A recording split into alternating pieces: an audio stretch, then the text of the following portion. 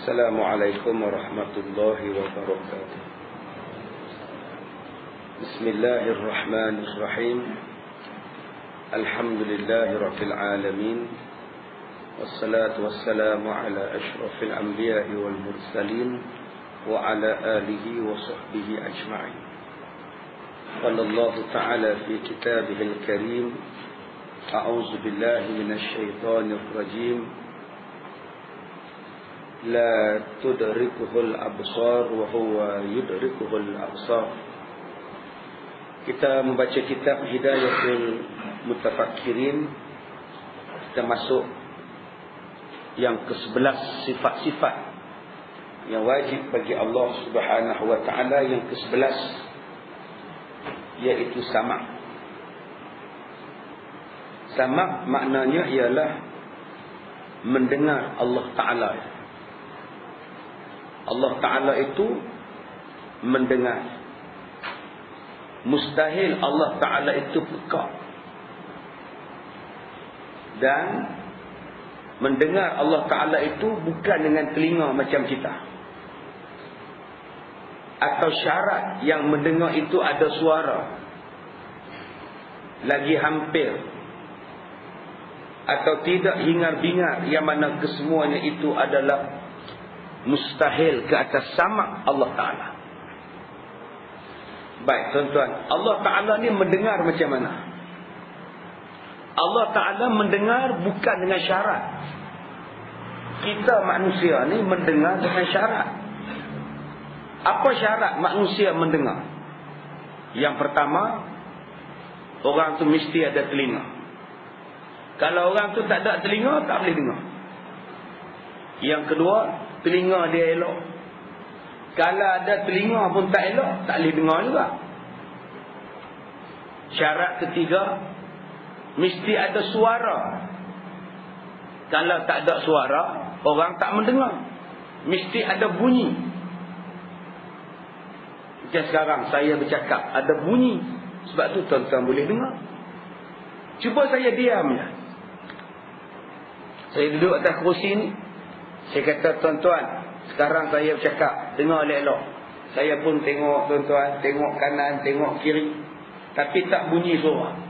Tuan-tuan boleh dengar? Syaratnya ialah mesti bunyi, baru tuan-tuan dengar. Syarat yang keempat, mesti ada hingar-bingar, riuh, baru kita boleh mendengar. Tetapi Allah mendengar bukan macam itu. Allah tak ada telinga macam kita. Telinga Tuhan bukan macam kita. Ayat Allah tak perlu suara untuk Allah dengar. Sebab dalam hati pun Allah dengar. Apa yang kita cakap dalam hati pun Allah dengar. Itu cara Allah mendengar. Kalau tuan-tuan duduk di bawah, mikrofon tak ada di bawah, tuan-tuan tak dengar apa yang saya cakap. Sebab terdinding dengan lantai, terdinding dengan dinding. Allah dinding macam mana pun Allah dengar. Ini dipanggil sebagai mendengarnya Allah Subhanahu wa ta'ala. Yang ke-12, basar. Basar artinya melihat Allah Ta'ala. Mustahil Allah tu buta. Tuan-tuan pernah dengar agama Kristian? Pernah. Apa dia faham Kristian tentang konsep ketuhanan? Orang Kristian faham Tuhan tu macam mana?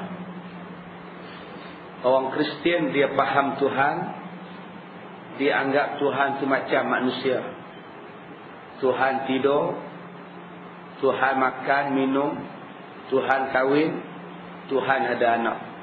Itu konsep ketuhanan dalam agama Kristian. Tuhan tu macam manusia.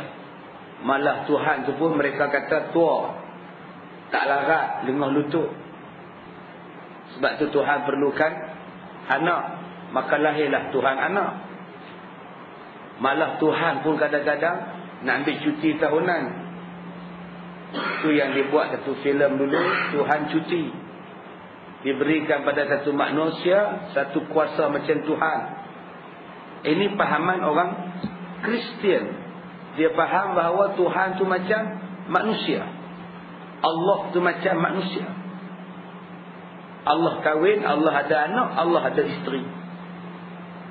Jadi yang membezakan kita dengan Kristian ialah orang Islam i'tiqadnya Allah langsung tak sama macam manusia dan mana-mana makhluk. Kristian pula menganggap Allah macam manusia. Itu beza dia. Yang ke-12. Tu yang orang tanya pada saya, Ustaz, bolehkah orang asing, agama asing menggunakan Tuhan mereka dinamakan sebagai Allah dan dibenarkan penggunaan kalimah Allah untuk merujuk kepada Tuhan mereka dalam penulisan, dalam buku mereka, dalam kuil gereja mereka? Bolehkah dibubuh nama Allah dipakai? Setengah ustaz kata tak boleh, setengah ustaz kata boleh. Jadi yang mana yang bolehnya ustaz? Itu yang saya jawab semalam. Hari ini nak cakap payah, tak cakap pun payah. Sekali saya cakap macam ini, orang kata ustaz ni belah mana? Tu yang jadi payah. Serba salah. Serupalah dengan orang kafir baca Quran. Sekali lagi jawab pun salah, tak jawab pun salah. Tak jawab dia berdengung. Nampak? Jawab pun berdengung juga. Bila dia pun nak repair? Mana technician ni? Abang Man mana Abang Man? Main repair sikit ni, mikrofon ni berdengung macam cakap dalam gua. Lagi kita cakap lagi dia berdengung. Nampak ya? Sebab tu saya dua tajuk ni saya malas nak ulas. Banyak mesej yang masuk pada saya, Ustaz, tolong ulas tentang penggunaan kalimah Allah untuk agama-agama lain selain daripada Islam. Ustaz, tolong ulas tentang orang kafir baca Quran. Saya menunggu penjelasan Ustaz. Macam-macam. Saya malas ulas, payah. Tuan-tuan pergi refer lah dekat orang lain. Payah tuan-tuan, cakap payah, tak cakap payah. Tadi kita cakap tak setuju. Ada yang cakap sebuah salah tuan-tuan. Ya. Ini kita baca lah tuan-tuan. Yang ke-12, basar. Basar maknanya melihat Allah Ta'ala. Mustahil Allah tu buta. Buta tu apa? Maknanya tak nampak. Allah nampak walaupun dalam gelap. Allah nampak walaupun sejauh mana keadaan sekalipun Allah Maha melihat. Okey, bagaimana maksud Allah melihat? Allah melihat bukan dengan menggunakan 2 biji mata. Jangan bayangkan Tuhan ni ada biji mata. Yang kedua, syarat yang dilihat itu berjirim atau berjisim. Hantu ke apa? Dia. Tuan-tuan, nampak pintu ditutup tanpa ada orang. Dia kata yang kedua, kita ni kalau nak melihat mesti ada benda berjirim dan berjisim. Ada benda. Allah melihat tanpa benda-benda itu. Tuan-tuan takkan nampak jin, sebab Allah tak bagi nampak. Tapi Allah nampak jin, Allah nampak iblis, Allah nampak malaikat. Kita tak nampak, sebab malaikat itu tidak berjirim dan berjisim macam kita. Dia dipanggil ghaib. Melainkan kalau malaikat atau jin tadi menyerupai makhluk, yang lain, maka kita akan nampak. Ataupun manusia melihat jika ada warna, maka dia akan nampak. Ataupun hampir, dia akan nampak. Tetapi kalau jauh, tak nampak. Oh, betul. Orang ke apa? Dia kata sudah. Dia tengok orang ke apa? Ada orang ke? Baik. Kukrek. Ada orang? Ada ayat? Ingat kita tak ada orang. Kalau dekat nampak, kalau jauh tak nampak. Itu manusia. Allah tidak jauh dari mana Allah nampak. Sebab tu kalau kita tikam nombor ekor, jangan anggap Allah tak nampak. Allah nampak. Kalau kita tak puasa, mak tak nampak, bapa tak nampak, anak beranak tak nampak, memanglah. Tapi Allah nampak. Tuan-tuan, kalau nak berzina, zinalah. Tapi tolong cari tempat yang nak berzina, tempat yang Allah tak nampak. Tuan-tuan nak minum arak, silakan. Tapi tolong minum di tempat yang Allah tak nampak. Mana tempat dia? Kat bulan. Di bulan pun Allah nampak. Dalam tanah pun Allah nampak. Maknanya tak boleh buat lah. Sebab tu Nabi Muhammad, bila satu orang laki-laki datang mengadu pada Rasulullah kegemaran dia berzina. Sebelum masuk Islam pun berzina. Lepas masuk Islam tak boleh tinggal tabiat berzina. Dia kata, Rasulullah, aku ni tak boleh tinggal tabiat buat jahat. Izinkan aku buat jahat. Baru masuk Islam, Nabi kata, buatlah, tapi jangan bohong. Nak zina, tapi jangan bohong. Satu hari dia fikir apa yang Nabi cakap. Kalau aku berzina, nanti besok aku jumpa Rasulullah, Rasulullah tanya, kamu berzina tak semalam? Nabi kata, jangan bohong. Kalau aku takkan aku bohong, dosa pula aku. Apa aku nak cakap dengan Nabi sedangkan aku berzina semalam? Lama-lama dia tak berzina. Itu kaedah dakwah orang. Nak berzina, buat. Tapi tolong cari tempat yang Allah tak nampak. Kalau kamu nak berzina boleh, tapi jangan bohong dengan aku. Bohong jaga kamu. Dia balik rumah dia fikir, kalau aku berzina malam, besok aku jumpa Rasulullah, Rasulullah tanya aku, semalam kamu berzina tak? Kalau aku berzina, takkan aku nak bohong dengan Nabi. Nabi tak bagi aku bohong. Faham daripada masa itu ialah jangan berzina, haram. Tapi dalam bentuk dakwah, dibuat macam ini tegahan. Macam tadi saya kata, nak zina silakan, tapi cari tempat yang Tuhan tak nampak. Di mana Tuhan tak nampak, maknanya janganlah berzina. Bukan maknanya Nabi suruh berzina, tidak. Nabi mencegah dalam bentuk dakwah.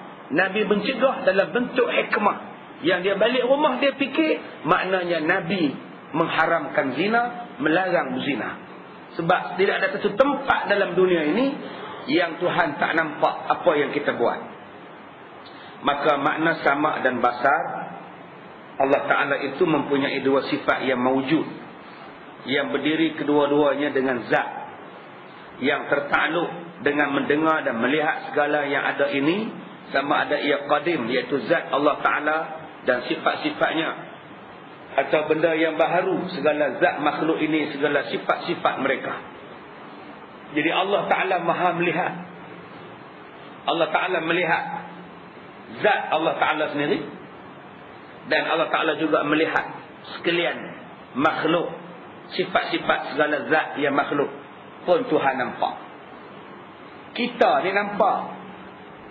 Kita nampak terbatas. Balik dinding tak nampak. Tuan-tuan nampak tangan. Tangan nampak. Tapi di sebalik tangan tak nampak. Tuan-tuan nampak dada, tuan-tuan nampak. Apa dia dalam dada? Tak nampak.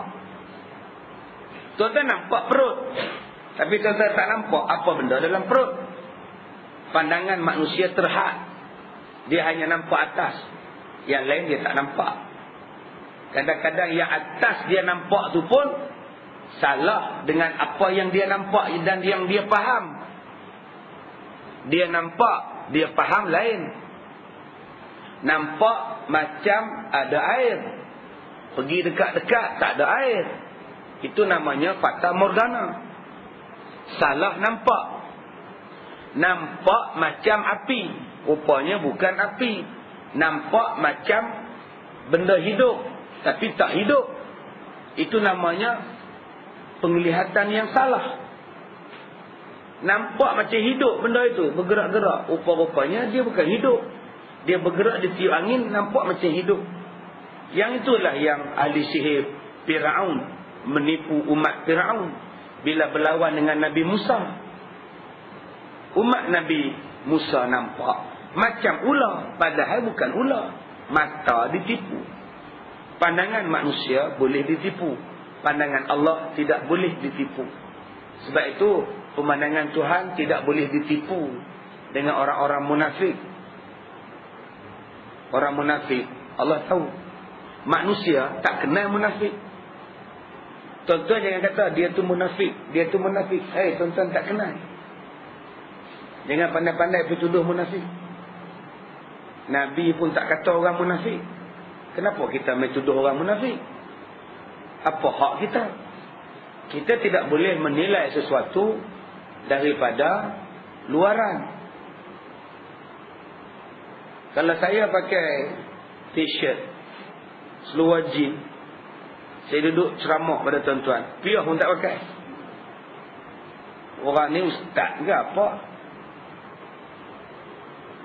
Ataupun saya pakai serban, pakai jubah meleret, yang ni confirm ustaz. Belum tentu.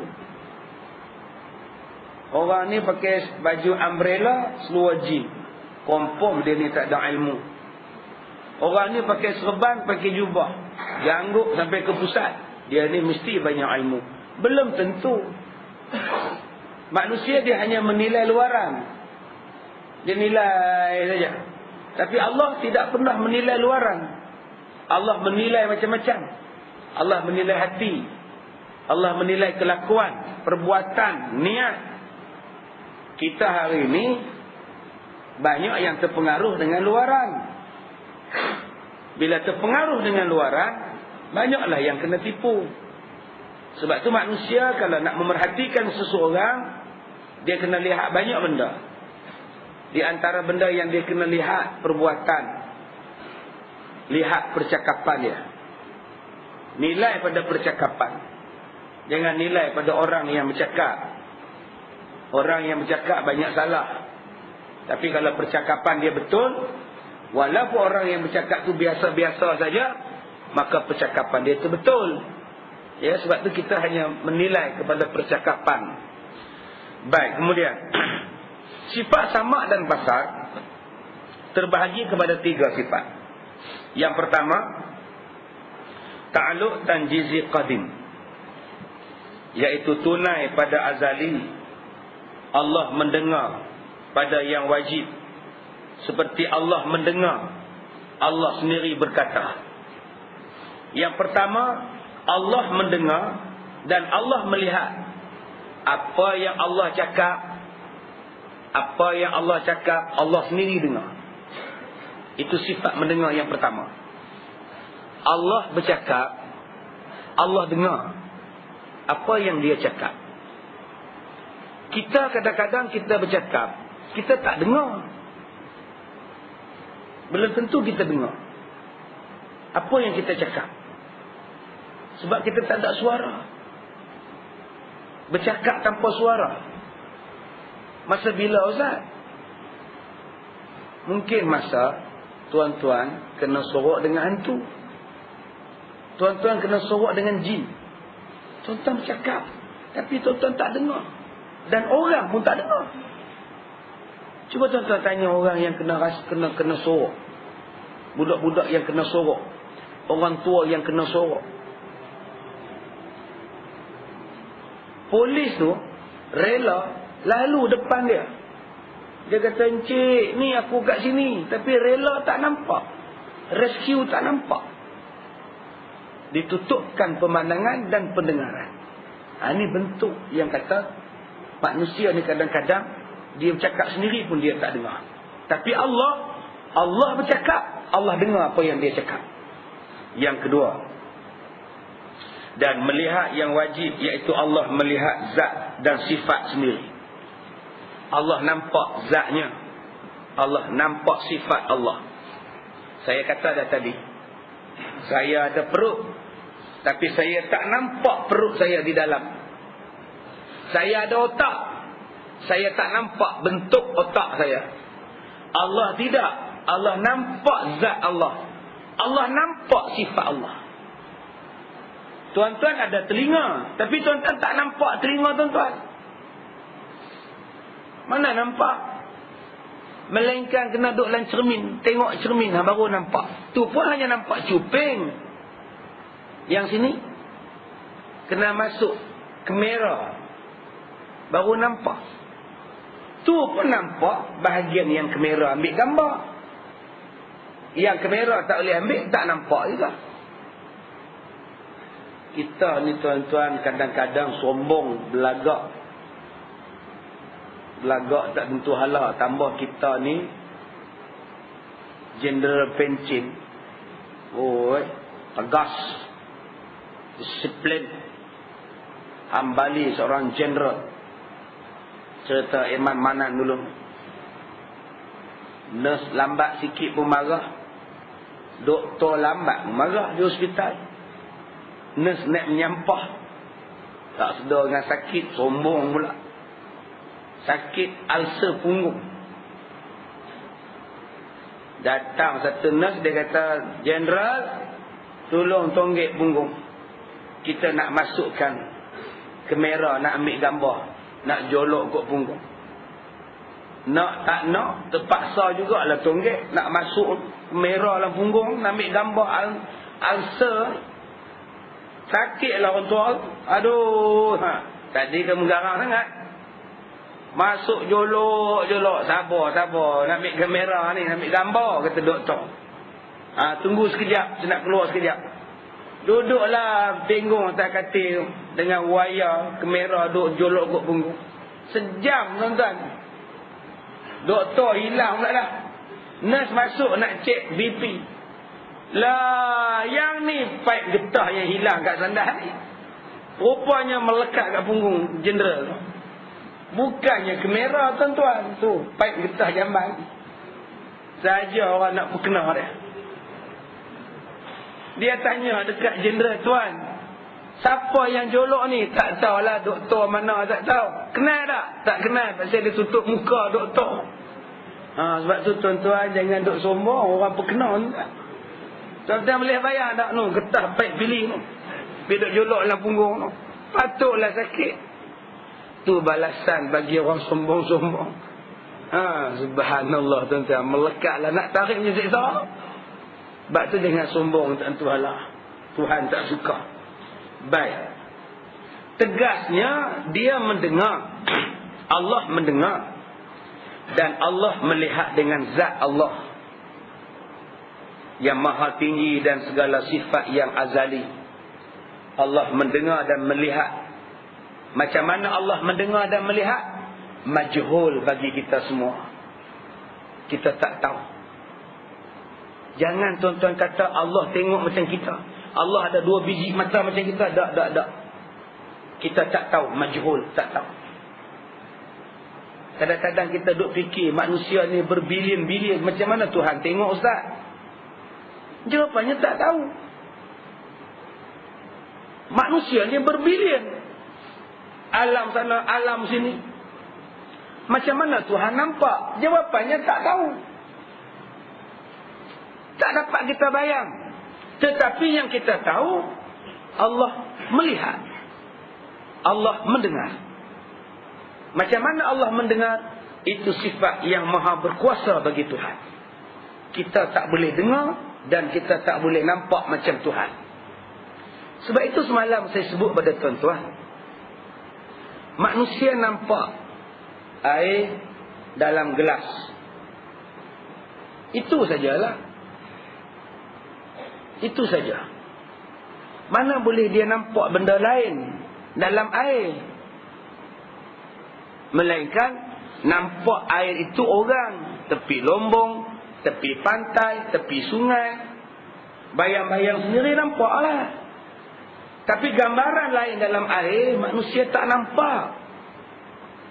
Jadi siapa-siapa yang mendakwa dia boleh nampak benda lain dalam air, itu namanya syirik. Yang bagi nampak itu jin. Ni berhati-hati tuan-tuan.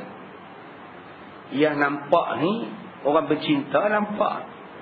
Minum air pun nampak makhluk. Tu yang P. Ramlee buat lagu masa-masa manis tu.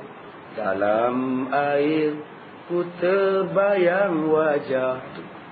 Lagu tu dekat Zoo Negara 1965, masa-masa manis. Filem dekat Zoo Negara. Memang nampak. Oh, dia pergi tutup cermin kereta dia. Dia silau kat saya. Oh, baik abang, kita pergi tutup. Terima kasih banyak-banyak. Saya cakap dalam ke supaya hitam tadi. Pasal cermin tu main kat mata saya kan. Silau. Saya baik dia tutup. Tidak saya pakai rembang tadi. Baik, tuan-tuan yang dirahmati Allah. Siapa-siapa yang mendakwa, dia boleh teropong orang melalui gobek. Ni adik-adik kau nak faham ni gobek ni. Tak tahu abang-abang hak veteran pun tak tahu gobek tu binatang apa. Gobek tu sirih. Gobek sirih. Ambil sirih, potong dengan kacip. Kacip pun tak tahu. Oh, sudah. Dengan kacip Fatimah, kacip. Prak. Tu kacip nama dia. Buah pinang. Buah pinang adik-adik tak tahu. Allah Akbar. Sia sungguh anak-anak kita sekarang. Buah pinang tu dikacip halus-halus, nipis-nipis, buat dalam gobek. Campur dengan sirih, campur dengan daun sirih, campur dengan kapur. Gobeknya gobek. Dia tikam apa nama sirih, dia tikam kapur, gobek. Lepas tu tuang, lepas tu makan sirih, lepas tu pening, gobek nama dia. Pasal pinang muda, dia pening lagi. Bukan mabuk pening, mabuk lain. Jadi tuan-tuan gobek, ada bomo yang tengok dengan gobek. Dia teropong gobek. Itu yang semalam saya kata. Itu gobek do re mi. Teropong. Dia kata yang buat kamu ni orang ni. Mana boleh gobek bagi tahu? Habis itu macam mana dia tahu? Jin bagi tahu. Tapi ustaz, yang dia bagi tahu semuanya betul ustaz. Betul. Tapi dalam betul ada tak betul. Yang buat kamu orang sekian-sekian. Bila dia bagi betul, kita percaya pada dia.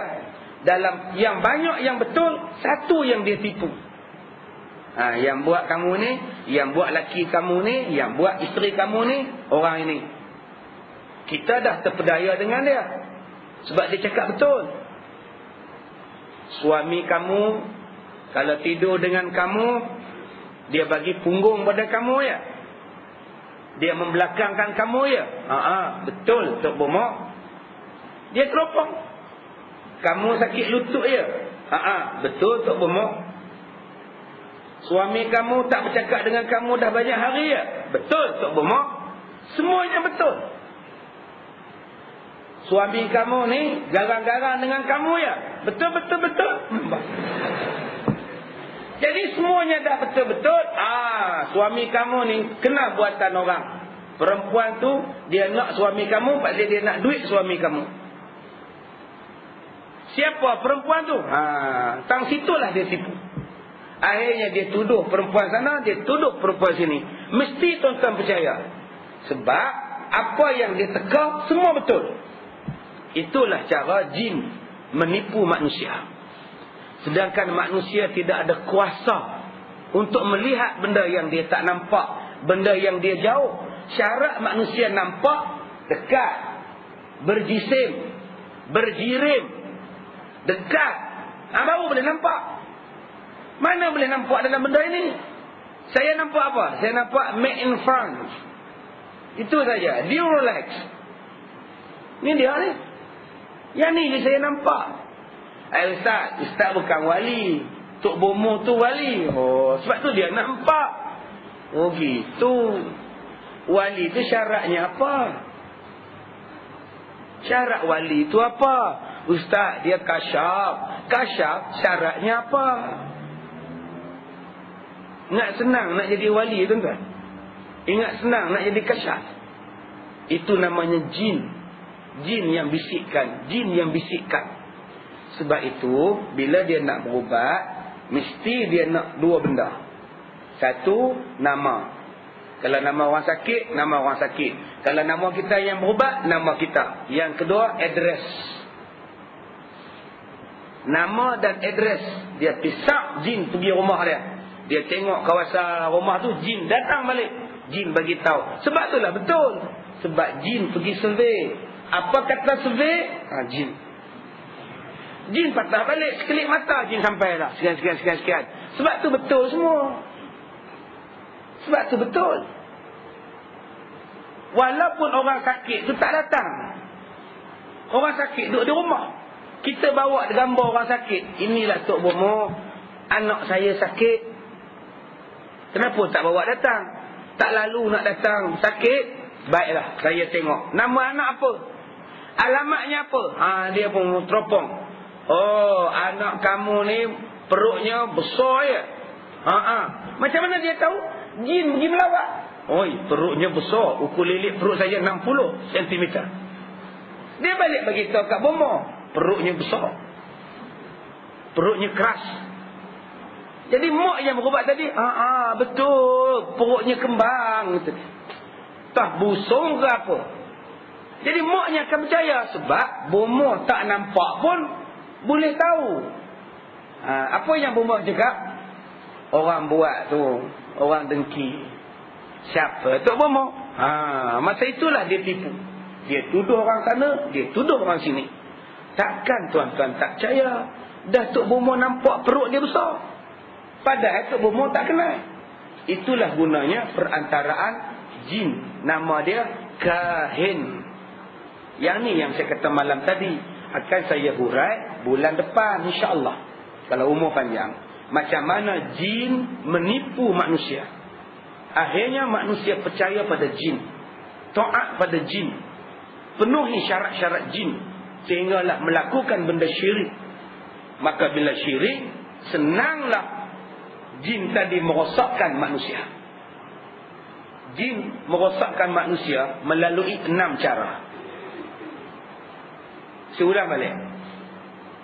Jin merosakkan manusia melalui 6 cara. Cara yang pertama dipanggil kufur dan syirik. Cara ini adalah cara yang paling berjaya bagi jin. Kerana manusia itu telah ditolak ibadat dan amalannya. Sebab dia syirik dan dia kafir. Macam mana jin buat? Berubat tak lega. Berubat tak lega. Lah sekali pergi jumpa dengan Sami Hindu, lega. Bila pergi jumpa dengan Sami Hindu lega, orang Melayu tadi kata, dengan tokoh Hindu tu sekali minta lega. Baca Yasin tak lega-lega. Masa itu syirik. Memang jin bagi lega. Jin boleh counting lagi. Tuan-tuan sakit, jin jahat datang. Bila berubat dengan Sami Hindu pun ada jin jahat. Dia counting dengan jin yang di badan kita. Hello bro. Yo bro, apa hal bro? Sekarang ni orang yang sakit ni, dia dah percayalah dengan jin. Lah macam ni lah. Hang belah, aku pun belah, hang pun belah. Biar dia lega. Bila dia lega, dia percaya pada Sami Hindu. Jam bro, aku no sweatnya, okey. Tu yang sihat tu. Sebab jin dengan jin dia counting. Jin pun ada geng tu tuan. Sebab tu sihat. Berubat dengan Yasin, berubat dengan Ustaz, tak lega-lega. berubat dengan Sami Buddha, Sami Siam, lega. Sebab jin sama jin, geng, counting. Okey bro, jumpa lagi. Belah lah. Itulah kaedah yang pertama jin buat. Kaedahnya ialah jadikan orang syirik. Satu. Yang kedua, apa cara jin menyesatkan kita? Dengan membiarkan manusia mengamalkan bid'ah. Sebab bila manusia buat benda bid'ah, dia tak taubat. Dia takkan taubat sebab dia anggap benda tu betul, padahal benda tu salah. Bid'ah, benda tu salah. Kenapa buat benda ni bid'ah? Diambilnya bunga, ditabur atas kubur orang mati. Bunga sana, bunga sini, tabur atas kubur orang mati. Bid'ah. Ada orang yang tabur tu anggap dosa? Tak ada. Dia rasa betul, padahal benda tu berdosa. Maka dia tak bertaubat sepanjang-panjang dia berdosa. Itulah cara jin menyesatkan manusia. Tuan-tuan, jangan tabur pokok bunga, daun bunga atas kubur. Nabi tak pernah buat. Ini usaha pergi beli bunga carnation, nak pergi kubur, pacak atas kubur sebagai tanda kasih abang pada pah. Abang beli carnation, abang sayang dekat pah. Dalam kereta dah ada isteri baru lah. Dia pesan ke isteri baru dia, kamu jangan turun, duduklah kereta. Nanti arwah isteri abang nampak kamu kecil hati pula, duduk dia diam sini. Isteri tak tahu, nunggu dalam kubur. Abang ingat bunga kat saya, ya. Padahal tu ada bunga lain lah kereta. Jadi tuan-tuan, dia letakkan bunga tu tak mahu. Yang boleh letak atas kubur apa? Yang Rasulullah buat. Yang Rasulullah buat meletakkan atas kubur ialah anak-anak kecil batu yang warna putih. Yang tu tak salah, sebab Rasulullah ada buat. Ya, Rasulullah ada buat. Jadi letak bunga, letak kalungan bunga tu tak ada tuan-tuan, tu bid'ah. Hari ni orang letakkan kalungan bunga atas tugu peringatan. Ada orang tu minta ampun, ada orang tu taubat, tak ada, siap tabik lagi. Bid'ah, khurafat. Dan balik rumah semayang tak taubat. Allah nak terima kat semayang tu. Tadi hang sembah tokong, hang sembah patung, tabik spring lagi. Ni hang tabik ke Allah pula. Dekat patung hang tabik spring, dekat Allah hang takbir. Mana boleh?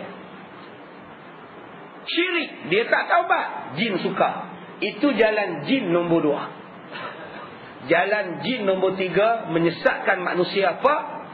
Dilekakan dengan benda-benda yang melalaikan. Dia bagi bola sebiji, tak semayang beratus ribu, siap bakar lagi. Ni tak ada kenang-kenangan siapa ni cerita umum.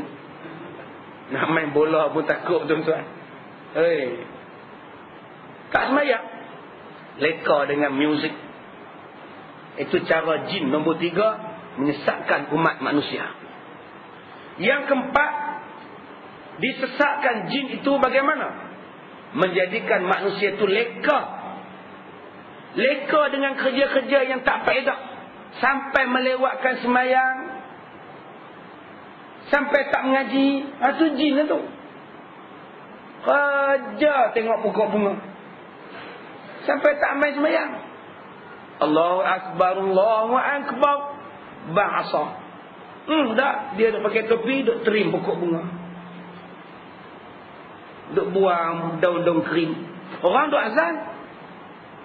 Azan tu panggilan semayang. Dia duk kira pokok bunga, landscape dia kira. Tu jaga-jaga tuan-tuan. Bentuk jin, dia menyibukkan kita pada satu urusan yang tidak memberi faedah. Yang kelima, jin menyesatkan manusia itu bagaimana? Digodanya kita dengan perasaan marah. Ikut perasaan marah. Ikut perasaan marah, bergaduh, bercerai, bunuh. Sebab tu kontrol marah. La taghdab, la taghdab, la taghdab. Jangan marah. Seorang sahabat Nabi jumpa Rasulullah. Wahai Rasulullah, berilah pesan pada saya satu benda yang ringkas supaya senang saya ingat. Rasulullah kata, jangan marah. Amboi mak, pendeknya. Panjanglah sikit. Pendek benar. Kalau bahasa anak-anak muda demo sekarang ni, pendek gila. Panjanglah sikit.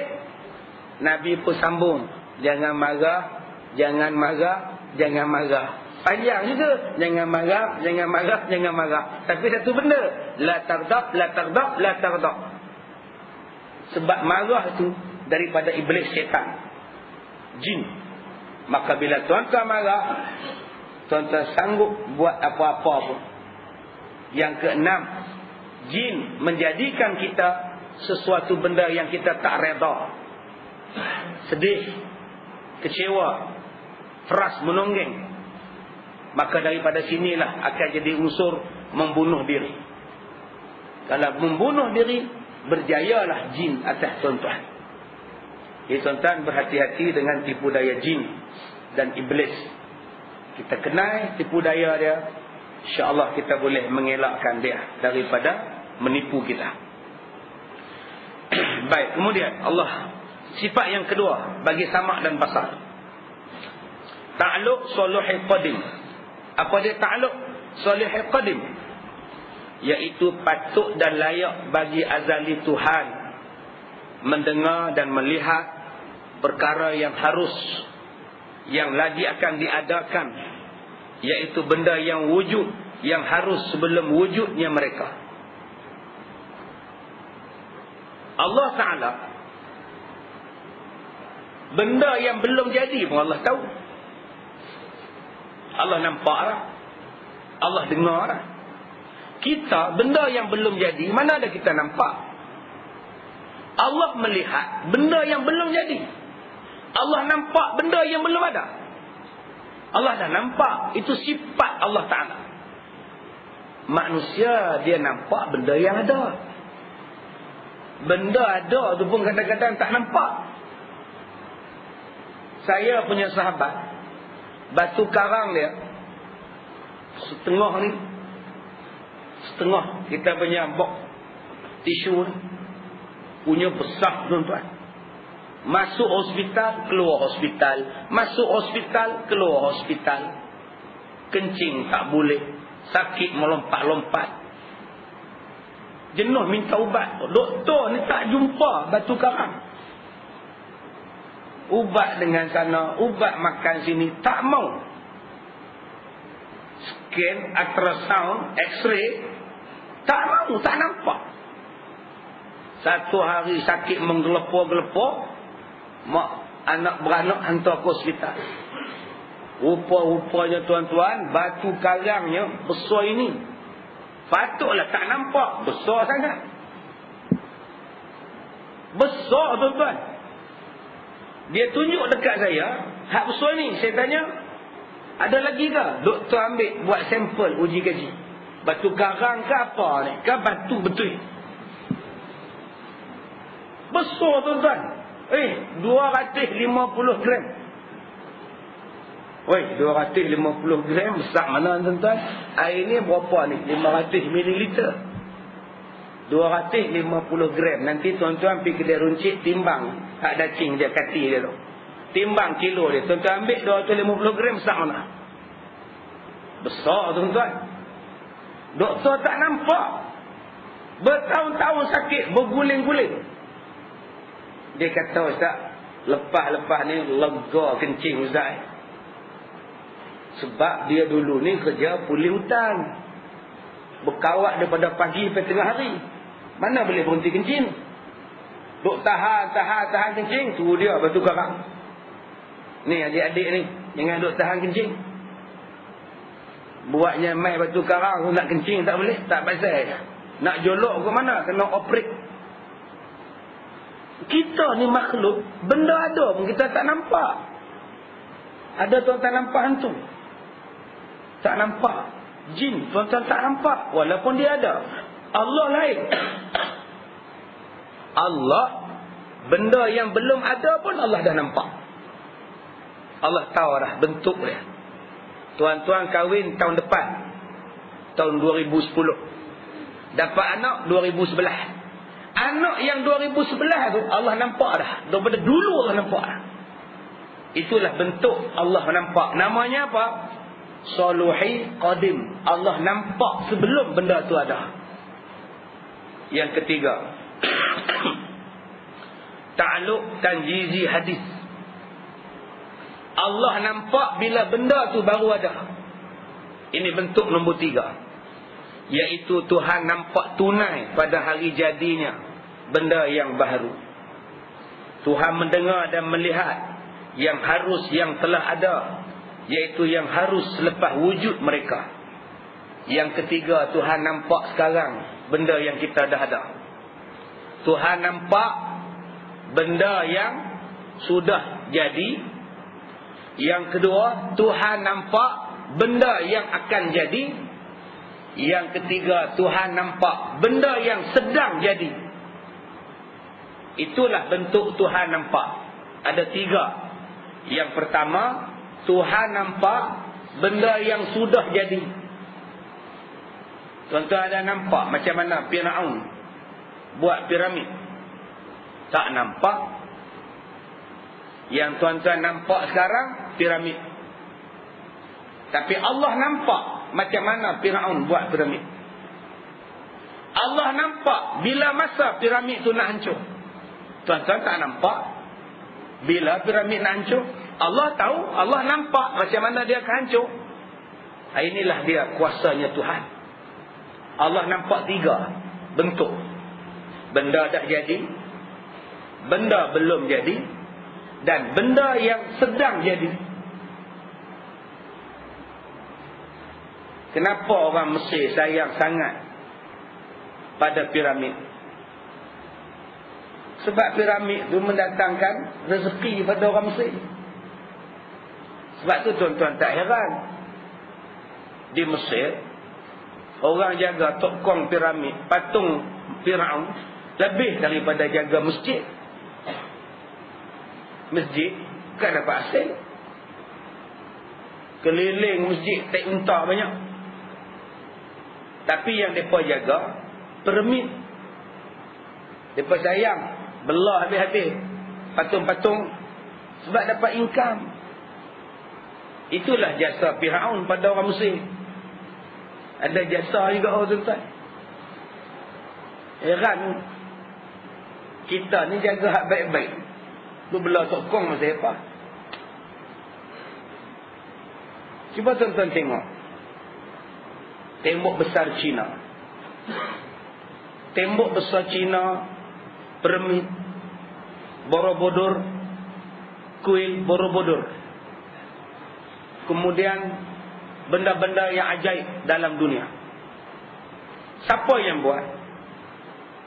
Yang buat ni semua raja yang zalim, yang tak sayang pada rakyat. Piramid tu Firaun suruh beratus ribu Bani Israel buat piramid. Jadi hebat piramid, atas kederat tenaga sampai mati beratus ribu rakyat. Itulah tanda-tanda raja tak sayang pada rakyat. Tuan-tuan bangga melihat tembok besar Cina, sedangkan itulah lambang kerajaan yang zalim, kerah rakyat buat benda yang bukan-bukan. Rakyat tak ada pilihan, buatlah tembok. Kalau raja tu yang baik, raja takkan buat macam itu pada rakyat, menyusahkan hamba rakyat. Tuan-tuan pergi melawat piramid atau tembok besar ataupun candi Borobudur, itulah tuan-tuan saksikan raja-raja dulu adalah zalim, memperhambakan rakyat jelata. Tapi raja-raja Melayu ni kira baik tuan-tuan. Ada raja-raja buat macam tu. Kalaulah raja Melayu jahat tuan-tuan, dia suruh buat daripada Melaka ke Gunung Ledang jambatan. Mampu tuan-tuan nak puteri Gunung Ledang. Dia tak buat. Dia kesian kat rakyat. Tidur jenuh teriak 7 air mata, 7 tempayan. Tak buat. Kalau buat. Tapi Ustaz, kalau Raja Melaka buat untung Ustaz. Pelancong mesti datang ramai nak tengok jambatan tu. Mesti kita banyak duit. Bangga ke kita banyak duit atas air mata orang dulu-dulu sampai mati-mati. Sebab tu Mesir dia banyak duit daripada pelancongan. Tapi kalau kita fikir-fikirkan, duit yang dia dapat adalah daripada titisan air mata tok nenek dia dulu-dulu, yang diperhambakan oleh kerajaan yang zalim. Itu saya fikir-fikirkan balik. Ya, tentang tangisan, kematian dan sebagainya. Orang dulu-dulu membina binaan-binaan sedemikian rupa. Dalil yang menunjukkan Allah Ta'ala bersifat dengan kedua-duanya. Firman Allah dalam surah Asy-Syura ayat 11. Wa huwa as-sami'ul basir. Allah Maha mendengar lagi Maha melihat. Tuan-tuan bukalah dalam Quran. Selepas sami' baru basir. Selepas as-sami' baru basir. Selepas mendengar baru melihat. Tuan-tuan tengok dalam surah Al-Mulk. Baca dalam surah Insan. Baca dalam surah Waqi'ah. Tuan-tuan akan dapat As-Sami'ul Basir. Dalam surah Al-Insan, adik-adik tahfiz, siapa yang hafal surah Insan ni? Hafal belum? Belum. Abang? Oh, ya, Tok Imam pun hafal. Siapa yang hafal ni surah Insan? Siapa yang hafal? Wa ja'ala lakumus sam'a wal absar wal afidah. Allah sebut dalam Quran, kami jadikan manusia yang pertama sekali dijadikan pendengaran, lepas pendengaran penglihatan, lepas penglihatan pemikiran. Di sini pun Allah sebut Allah Maha mendengar, Maha melihat. Dengar dulu baru lihat. Dalam kaedah budak-budak baru lahir, Allah dia tak bagi mata dulu, Allah bagi telinga dulu. Cuba tuan-tuan tengok anak-anak kita baru lahir, mana dia nampak? Dia tak nampak. Tapi budak-budak dia dengar.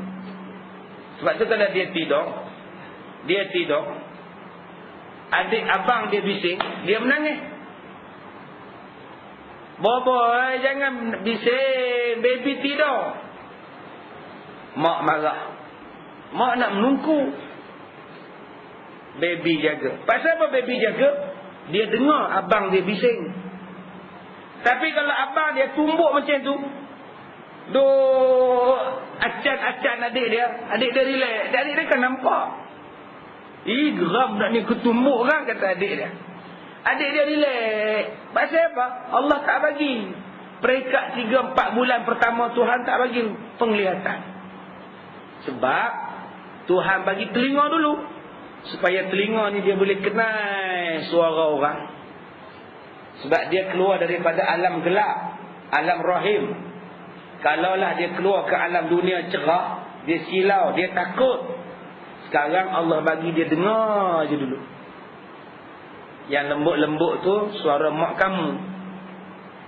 Yang lembut-lembut tu suara mak kamu, faham? La baby tidur. Itu suara mama.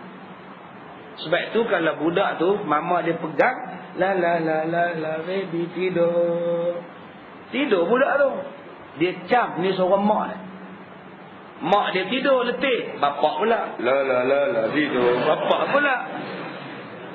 Ya, dia takkan menangis sebab dia cam itu bapak dia. Begitu juga kalau adik abang dia dukung, kakak dia dukung, la baby, dia tak menangis sebab dia dah cam. Nanti lepas dapat telinga baru Allah nampakkan mata. Allah buka yang gelap. Sekarang timbul terang. La la la la la la. Baby, suara ni macam pernah dengar baby cakap. Yang ni mak aku, dia dah cam. Sebab tu baby tak menangis. Sebab dia dah cam. Ni mak. La la la la la. Oh, ini bapak ni. Dia tak menangis. Walaupun bapak tu janggut jambang penuh. Patut budak tu takut tak? Tengok tu dia jambang. Tok Wan punya janggut jambang. Samat apa kah? Tu dia rambut. Janggut dia pun kena hidung budak tu. Punya panjang. Budak tu menangis tak? Dia tak menangis. Sebab ni Tok Wan dah biasa dengar. Dah biasa dengar. Ni lah Tok Wan aku. Ui, jambang. Yang baby pun gitu. Cemek. Oh, ni abang aku. Dia ni hasil cubit aku ni. Dia tak menangis. Cuba orang yang dia tak pernah dengar suara pergi pegang baby tu. Orang yang dia tak pernah dengar suara. Geramnya budak ni. Tengah duduk tidur kita ambil. Mesti menangis. Walaupun yang ambil tu Siti Nurhaliza. Cun. Tetap menangis budak tu. Pasal dia tak kenal ni suara siapa. Tu dia tuan-tuan. Allah bagi. Lepas tu baru Allah bagi akal afidah. Jadi dalam agama kita ni pun, kalau tuan-tuan nak dakwah orang, tuan-tuan kena bagi dengar suara dulu. Jangan bagi nampak dulu. Bagi dengar suara. Kalau tuan-tuan suruh bagi nampak, tak jadi. Bagi dengar dulu. Bagi dengar, kuliah dulu. Beli CD, pasanglah kereta. Bawa kawan pergi makan tom yam. Pasang CD. Ustaz mana? Ustaz Ipoh.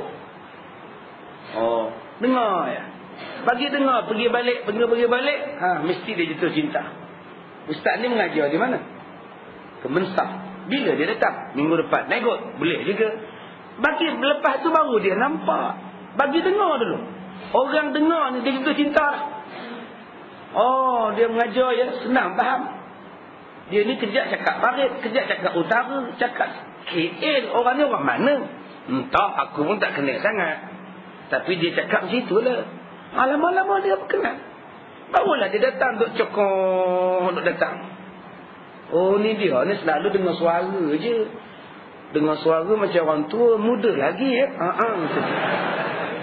Barulah dia boleh mendakwa. Tuan-tuan nak ajak dia tengok terus. Mana boleh. Kena bagi dengar dulu. Sebab tu kalau tuan-tuan berniaga pun, Encik, sekarang encik jangan beli. Encik dengarlah dulu apa saya nak cakap. Dengar dulu ya. Tu kaedah orang menjual. Kalau tuan-tuan ikut kaedah Quran, semua jadi. Akak-akak, abang-abang sini berniaga pasar. Berniaga kedai makan. Tiru macam Rasulullah. Rasulullah, dia nak makan bila lapar, baru makan. Tuan-tuan kalau berniaga kedai makan, tunggu orang lapar, baru buka kedai. InsyaAllah laku.